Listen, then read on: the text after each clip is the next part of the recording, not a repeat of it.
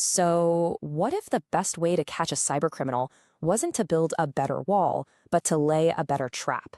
Today, we're going to dive into a really clever defense strategy that does exactly that, using an attacker's own instincts against them. It's the classic security problem, right? Doesn't matter if it's a bank vault or a digital network, the biggest threat is always the one you just can't see. The person who slips right past the guards, dodges all the cameras, and moves like a ghost. So, how in the world do you catch a ghost? Well, you don't. You trick them into revealing themselves. You plant something that looks so juicy, so valuable, that they just can't resist taking the bait. The second they touch it, snap, the trap springs. You got 'em. And in the world of cybersecurity, this whole idea has a name: deceptive defense.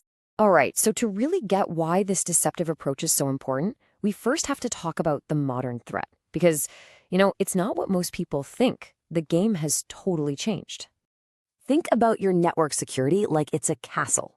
For years, the main focus was on building higher walls and stronger gates. But the thing is, sophisticated attackers, they often find a way in anyway. Maybe it's a phishing email, a tiny software bug. The real danger, the real damage, starts after they're already inside, tiptoeing around, looking for the crown jewels. And that right there is the million-dollar question. They're not making a lot of noise. They are actively trying to blend in, to look just like any other employee.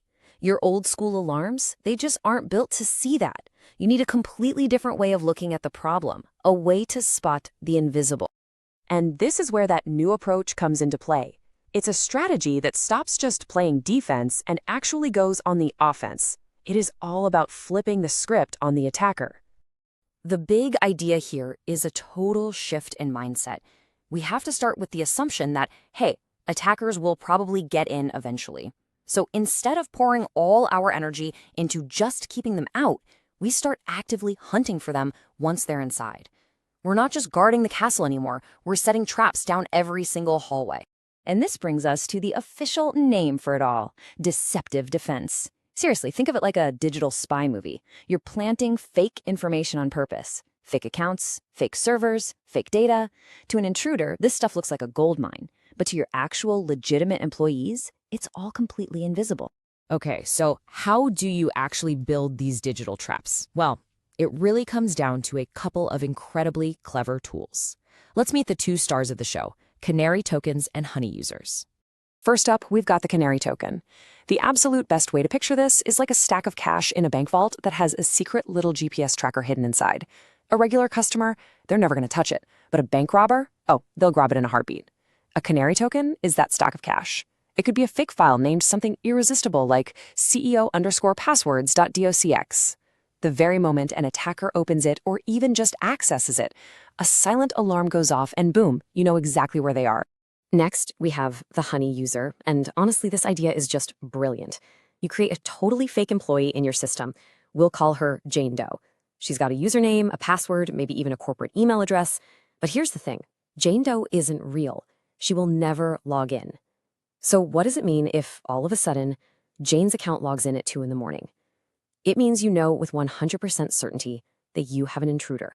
So to put it really simply, a canary token is a decoy thing, like a piece of fake data or a fake file. A honey user is a decoy person, a totally fake identity. One is bait for someone trying to steal information, the other is bait for someone trying to steal an identity. But they both work on the exact same simple principle.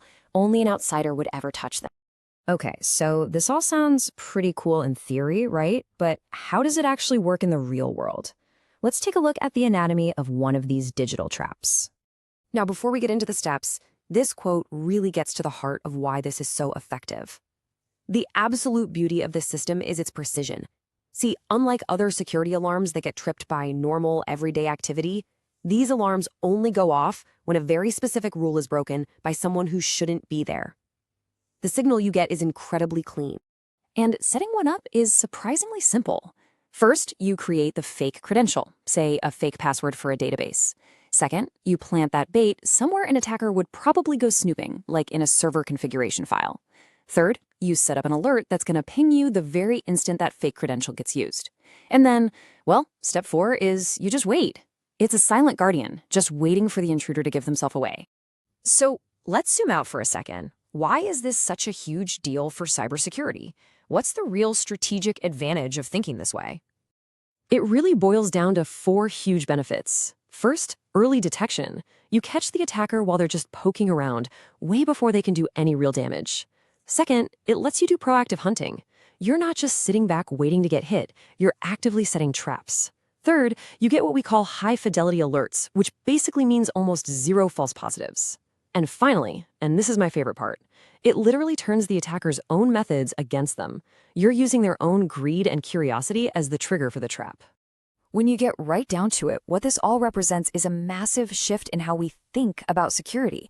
It's all about changing your entire mindset from being a passive defender, just endlessly patching up walls, to becoming an active hunter, setting intelligent, clever traps inside your own territory.